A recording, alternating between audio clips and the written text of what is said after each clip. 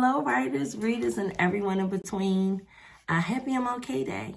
I couldn't think of a better way to start my day than to give you a quick review of a journal that I did recently, The Power of the Pause. This journal was created by Women's Creative Chat, founder and director and creator E. If you can't tell, I recommend this. This journal was absolutely amazing. For those who are uninitiated, I am Dominique Antoinette. I like to do reviews. I am a journaling enthusiast. I actually create journals. So it's always a blessing when I get people who ask for my honest opinion about the journals and things that they've created. So, full disclosure, E, this stunning beauty right here, I do know her.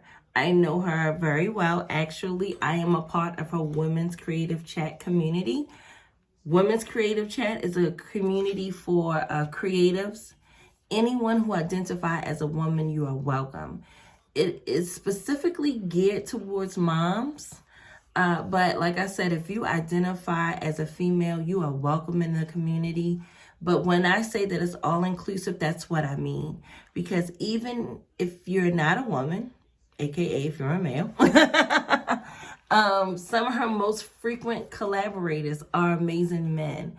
And let me just tell you, it is a community of love, of respect, of talent. You are able to be yourself. There's no judgment. And it's something that I feel everyone should be connected to if you're creative. Do not fret. I will have information to buy this journal and how to connect with E in the Women's Creative Chat community. Somewhere, link in the bio or in the description, or however this video was posted. You will be able to communicate with E herself. You will be able to be a part of her community. I definitely recommend that as well. Helpful tips. There's always some type of program going on. It's just a wonderful community. I can't talk about it. I don't have the right words of how enriching and a blessing it is. So that's full disclosure. Let me just say this. Do you see how beautiful this journal is? That's the first thing that I noticed when I received this in the mail on Christmas Eve, was like, wow, this is a visually stunning journal. As a person who creates journals, I'm not going to lie, I was a little jealous. I said, this looks good. Look at this. Maybe because pink is my favorite color. But I love the script. The vibrant colors, oh my goodness. When I tell you this thing was popping when I took it out of the envelope, that's the first thing I noticed. So, it's a visually stunning journal. So that's anything that catches the eye is always good, right? So, power of the pause. Let's talk about what the pause stands for. Pause stands for prioritize, awaken, understand, select, and evolve. Ooh, I did that from memory. Go me. Okay, so this is the first page. What I like about the first page, other than this amazing graphic over here, is she gives you the why. She tells you why and how she came up with this journal. And I just want to say this. Whenever we understand why it is we're doing something versus what it is we're doing, I feel like we have more of a commitment to it, and we're more intentional about doing it. So I love the fact that on this very first page, the first thing she does is give the why. So I'm just going to read a snippet. And it says, pausing is how we reclaim our power, particularly in a culture which pushes us to prioritize productivity over our own well-being. A word, okay? As creative entrepreneurs and moms, We know this all too well because we often go with little break. But our circumstances in life are always speaking to us. She ain't never lied. In a world that tells us to go, go, go, go, go, we have to be cognizant and aware of our bodies and of our minds and of our spirits when it's telling us, like, girl, sit down. There's nothing wrong with sitting down, okay? And I think because, we hear things like team no sleep. Like we think that that's culturally acceptable or we think that that's something to aspire to. And let me just tell you, as someone that's pushing 40, I'm getting my sleep. Sometimes sleep is the most fun I've had, but I'm getting off topic here. So let's look at the first exercise, right? Which talks about prioritize. Now, I want to read the exercise and then read my response. Like I said, I'm not going to hold you. This is the prioritize exercise. It says, what self-care practices can you prioritize to help with your... let's try this again. What self-care practices can you prioritize to help you pause daily? Focus on 2 to 3 practices to begin. See these as your self-care anchors. I like that. Daily wellness practices help you embrace calm in a chaotic world. Okay, so what I said was for my prioritize self-care practices, this is what I wanted to do. I will continue to wake up before my daughters and my dog and keep that time window of 30 minutes to an hour strictly focused on me.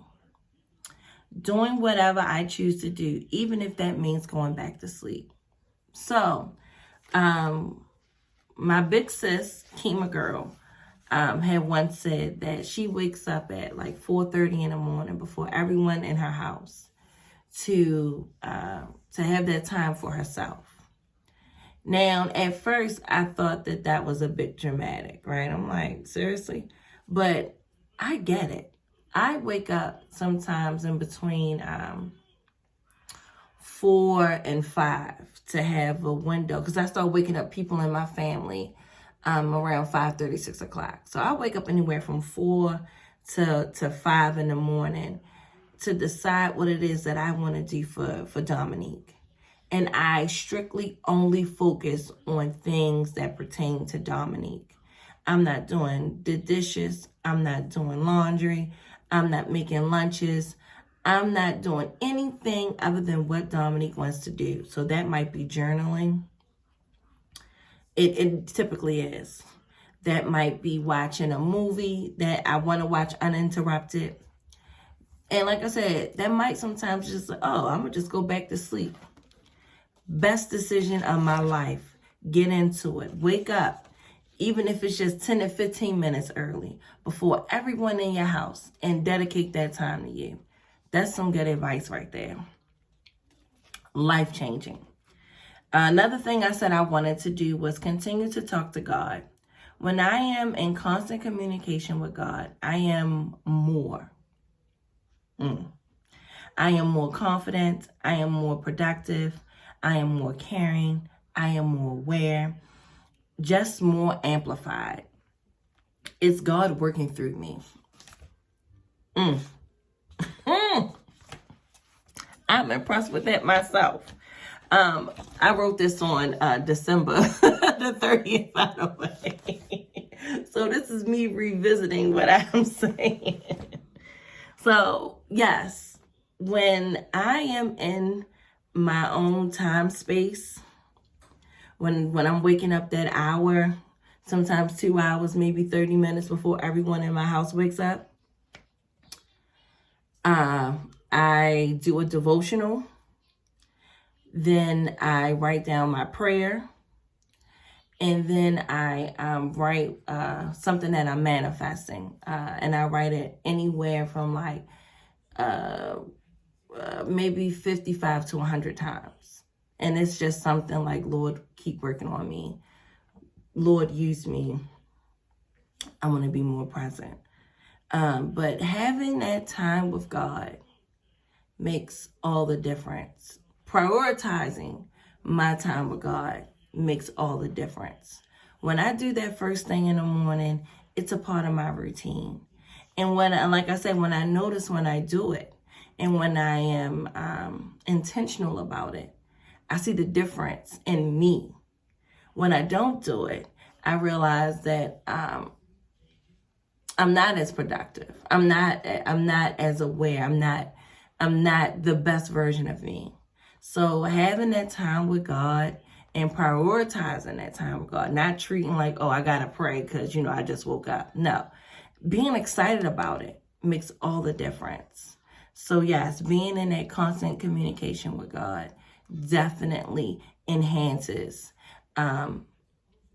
my self-care routine.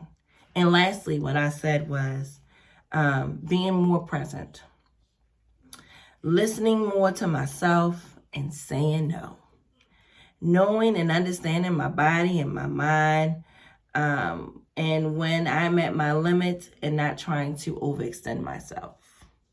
So it's just like when I'm in constant communication with God, I am more aware of who I am and what I need to do. And I am okay with telling you, no, I can't do that. You know how sometimes we feel like we got to justify our no when someone asks us to do something. No, when I'm in communication with God and it's not in my spirit to do something, I'm like, nah, it's going to be a no for me, dog. It's just going to be a no for me. But I really enjoyed this first exercise. And I hope that you enjoyed listening to me enjoy revisiting this first exercise. So, as you can tell, I like the journal. I wish it was more guided, right? So I wish that E had a place where I could write the date. This is just me being a stickler. Like I said, I wrote down the date that I did that I did each exercise because I want to know where I was on that particular day. How old I was, where I was, what I was doing. I want to be able to go back there mentally and be like, oh yeah, I remember that. So I kind of wish it was more guided where it didn't necessarily tell you how to do the journal. And I get that. Like you want people to move on their own accord, right? However, I just feel like one of the things I did was I did a letter a day. I just wish it said something like, hey, do a letter a day, and I kind of wanted to be a little bit more reflective because I understood why I was doing the practices, right? I just wanted for it to say, great, now that we've done them, how are we feeling in this space? Like, what can we do to feel like our best selves? And I'm hoping that maybe she'll have like some YouTube videos or do a live or have a class where we can talk even more purposely about the activities in the journal and things that we wrote. So that's what I'm hoping. But if you cannot tell, I was all in. I bought into the power of the pause. It is definitely a journal that I would recommend for anyone who, even if you're not an entrepreneur, because who doesn't need a break, right? Who doesn't need some, my thing is shaking. Who doesn't need a break? Some self-awareness, just taking a time out, wrapping your head around some things. So yes, power of the pause. I do recommend. I recommend that you get in contact with E. The journal's only $22. It's totally worth it. Do it. All right, y'all. I'm out. I'm done. Peace and all love always. I'll talk to y'all later.